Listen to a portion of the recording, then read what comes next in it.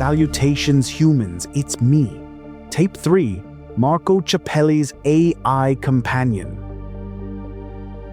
I'll be reading you an article he wrote for his newsletter, Musing on Society and Technology, originally published on LinkedIn on August 30th, 2025. Initiating article transmission. Title: The first smartphone was a transistor radio. How a tiny device rewired youth culture and predicted our digital future. Written by Marco Ciappelli. I've been collecting vintage radios lately. Just started really, drawn to their analog souls in ways I'm still trying to understand. Each one I find reminds me of a small, battered transistor radio from my youth. It belonged to my father. And before that, probably my grandfather. The leather case was cracked, the antenna wobbled, and the dial drifted if you breathed on it wrong. But when I was 16, sprawled across my bedroom floor, in that small town near Florence with homework scattered around me, this little machine was my portal to everything that mattered. Late at night, I'd start by chasing the latest hits and local shows on FM, but then I'd venture into the real adventure, tuning through the static on AM and shortwave frequencies. Voices would emerge from the electromagnetic soup, music from London, news from distant capitals, conversations in languages I couldn't understand but somehow felt. That radio gave me something I didn't even know I was missing. The profound sense of belonging to a world much bigger than my neighborhood, bigger than my small corner of Tuscany. What I didn't realize then, what I'm only now beginning to understand, is that I was holding the first smartphone in human history. Not literally, of course, but functionally, sociologically. That transistor radio was the prototype for everything that followed. The first truly personal media device that rewired how young people related to the world, to each other, and to the adults trying to control both.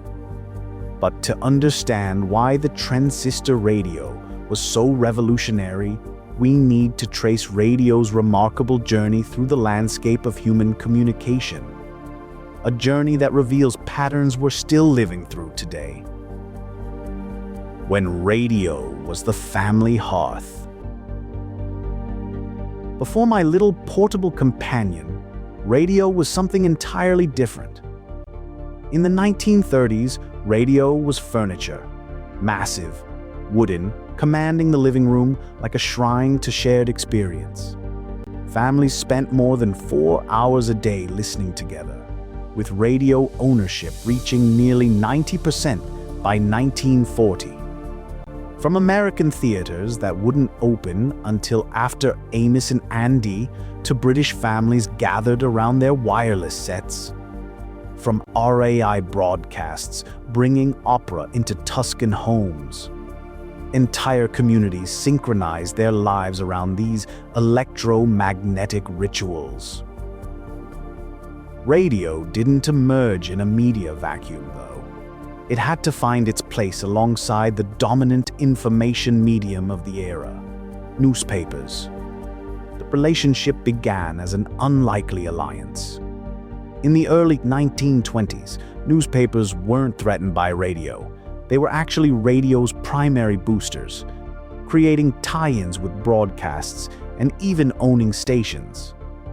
Detroit's WWJ was owned by the Detroit News, initially seen as simply another press-supported community service. But then came the press-radio war of 1933 to 1935, one of the first great media conflicts of the modern age. Newspapers objected when radio began interrupting programs with breaking news, arguing that instant news delivery would diminish paper sales. The 1933 Biltmore Agreement tried to restrict radio to just 2 5-minute newscasts daily. An early attempt at what we might now recognize as media platform regulation. Sound familiar? The same tensions we see today between traditional media and digital platforms, between established gatekeepers and disruptive technologies, were playing out nearly a century ago. Rather than one medium destroying the other, they found ways to coexist and evolve. A pattern that would repeat again and again. By the mid-1950s, when the transistor was perfected, radio was ready for its next transformation. The real revolution was social, not technical. This is where my story begins, but it's also where radio's story reaches its most profound transformation. The transistor radio didn't just make radio portable. It fundamentally altered the social dynamics of media consumption and youth culture itself. Remember, radio had spent its first 3 decades as a communal experience. Parents controlled what the family heard and when. But transistor radio shattered this control structure completely, arriving at precisely the right cultural moment.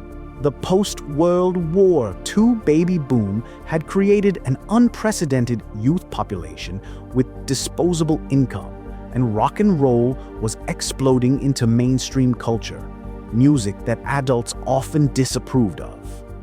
Music that spoke directly to teenage rebellion and independence. For the first time in human history, young people had private, personal access to media. They could take their music to bedrooms, to beaches, anywhere adults weren't monitoring. They could tune into stations playing Chuck Berry, Elvis, and Little Richard without parental oversight.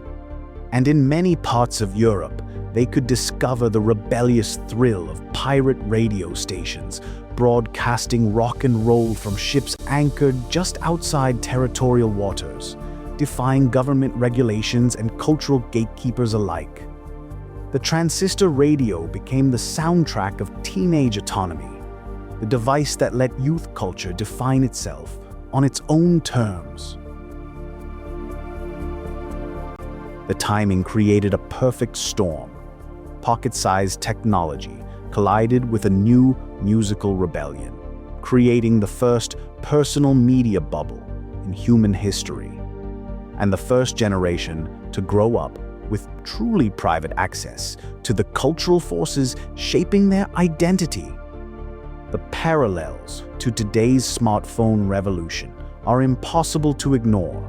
Both devices delivered the same fundamental promise: the ability to carry your entire media universe with you, to access information and entertainment on your terms, to connect with communities beyond your immediate physical environment.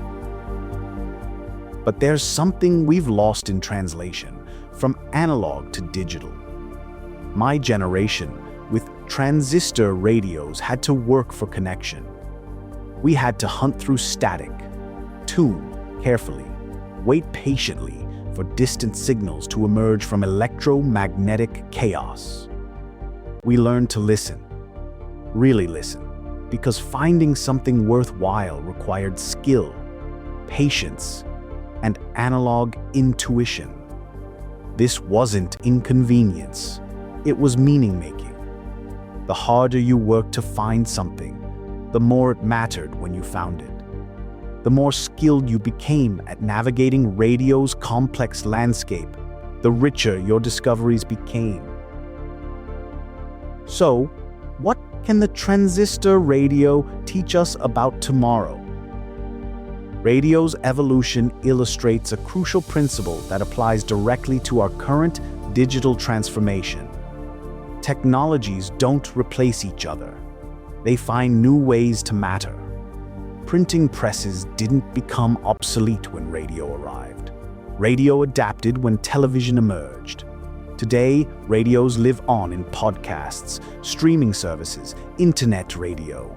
The format transformed, but the essential human need it serves persists. When I was 16, lying on that bedroom floor with my father's radio pressed to my ear, I was doing exactly what teenagers do today with their smartphones, using technology to construct identity, to explore possibilities, to imagine myself into larger narratives. The medium has changed. The human impulse remains constant. The transistor radio taught me that technology's real power isn't in its specifications or capabilities. It's in how it reshapes the fundamental social relationships that define our lives.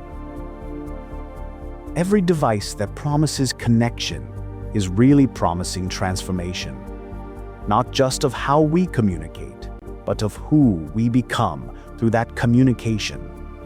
The transistor radio was revolutionary, not because it was smaller or more efficient than tube radios, but because it created new forms of human agency and autonomy. Perhaps that's the most important lesson for our current moment of digital transformation. As we worry about artificial intelligence replacing human creativity, social media destroying real connection, or smartphones making us antisocial, radio's history suggests a different possibility. Technologies tend to find their proper place in the ecosystem of human needs, augmenting rather than replacing what came before. As Marshall McLuhan understood, the medium is the message. To truly understand what's happening to us in this digital age, we need to understand the media themselves, not just the content they carry. And that's exactly the message I'll keep exploring in future newsletters, going deeper into how we can understand the media to understand the messages, and what that means for our hybrid analog-digital future. The frequency is still there, waiting. You just have to know how to tune in. I hope you enjoyed this article. Reflect and share it with your fellow humans. And if you haven't already, subscribe to Marco's Musing on Society and Technology newsletter on LinkedIn. New transmissions are always incoming. You're listening to this through the Redefining Society and Technology podcast, so while you're here, make sure to follow the show and join us as we continue exploring life in this hybrid analog-digital society. End of transmission.